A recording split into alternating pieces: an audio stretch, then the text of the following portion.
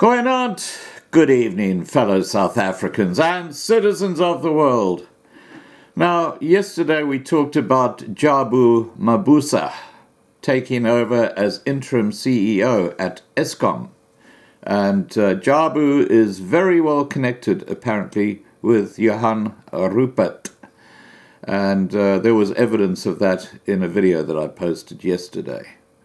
Now, taking over Eskom's going to be one heck of a job. And as I've advocated, someone like Ted Blom should be the fellow doing it, not some ringing fellow who has conflicts of interest, doesn't he? Yeah, we discussed that yesterday as well. Anyway, this is what is facing him. 11 years after construction started on Eskom's massive 4,800 megawatt Kusile coal-fired power station in Mpumalanga province in South Africa, not one of its 800 megawatt generator units is currently delivering power into the grid. Construction started in Kusile in 2008, and all 6 generation units were planned to be commercial by the end of 2014. However, the sad reality is that by the end of July 2019, 5 years after 2014, only Unit 1 at Kusile has been handed over for commercial service. While Units 2 and 3 have been synchronized to the grid, they are still undergoing testing and commissioning, and the units are not in commercial service yet. It must be noted that only Unit 1 is in commercial operation, and Units 2 and 3 are still in the commissioning process, following first synchronization, said Eskom Deputy Spokesperson Dikatso Mote yesterday. But worse, major design, execution, and operational problems are being experienced, and currently all 3 units at Kusile are down and out of service for various reasons. A routine inspection on Unit 1 recently found some defects in various areas of the plant, which are now being repaired. The planned date for return to service of Unit 1 is in the second week of August 2019. On Unit 2, a failure event was experienced on the inducted shaft or ID fans in the first week of July 2019 after returning the unit to service from an inspection, and some minor repairs were done. The exact cause and reinstatement plan is presently under review. Unit 3 is shut down for coal mill inspections and maintenance in order to continue with commissioning and plant optimization before handover for commercial operation can take place. The expected return to service for Unit 3 is end of August 2019. Spares are said to be mostly available. However, some plant equipment has been borrowed from various contractors. This plant equipment has been destined for Unit 6, but it will be procured by Eskom and supplied by the various contractors before Unit 6 is commissioned, says Eskom. In plain terms, some essential spares are not available, and Unit 6 at Kusile is being stripped for certain replacement parts being needed for Units 1, 2, and 3. That's cool.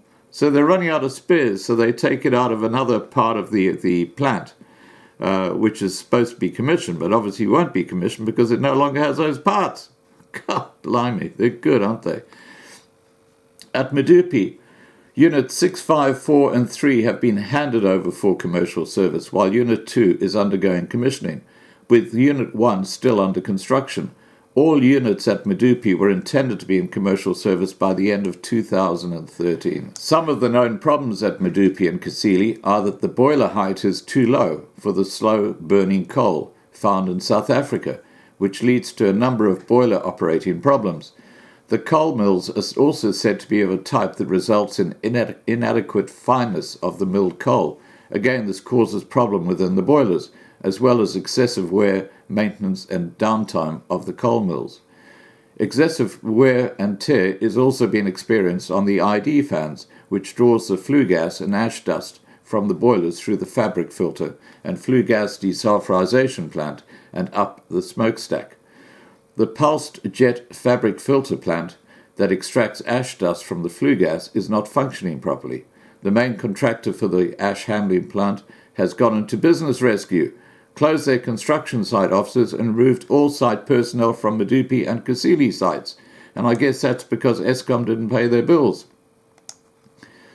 The construction sites have also been plagued by legendary procurement irregularities and fraud, and the site management appears powerless in the face of inadequate skills, low productivity, and union obstructionism.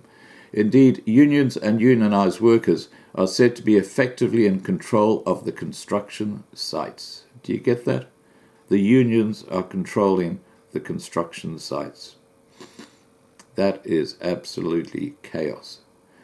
Question marks hang over Kusile on whether construction of Unit 5 and 6 should proceed, or whether Eskom should cut its losses and abandon further work on these units. It is clear a comprehensive independent business case study may be required to determine the viability of proceeding. There are significant risks that Kusile may indeed become a premature white elephant and stranded asset if the levelized cost of electricity, or LCOE, from the power station makes it impossible for the plant to compete against lower cost, cleaner and more flexible generation options in a competitive environment. The high LCOE would result from the technical problems, low energy available factor, or EAF, reduction energy output, coal supply problems, water restriction and carbon taxes, which are likely to increase in future years. Eskom is this week announcing its results for the financial year ending the 31st of March 2019, with a bottom line loss for the year expected to be in the region of 25 billion rand. This would make it the biggest company and state-owned enterprise loss by far in the history of South Africa. But with the massive cost and time overruns at Viability and Kusile, and the liability of owning plants that generate expensive, dirty, coal-fired electricity with high CO2 emissions, in a world transitioning to a low-carbon future, this 25 billion rand loss might seem like peanuts when the inevitable write-off of unrealistic assets values occurs. It has been said that Eskom is too big to fail.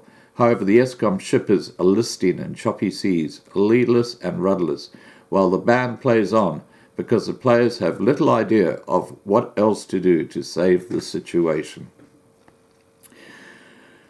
If and when the lights go out in South Africa, it's going to be absolute chaos. That's all I can tell you.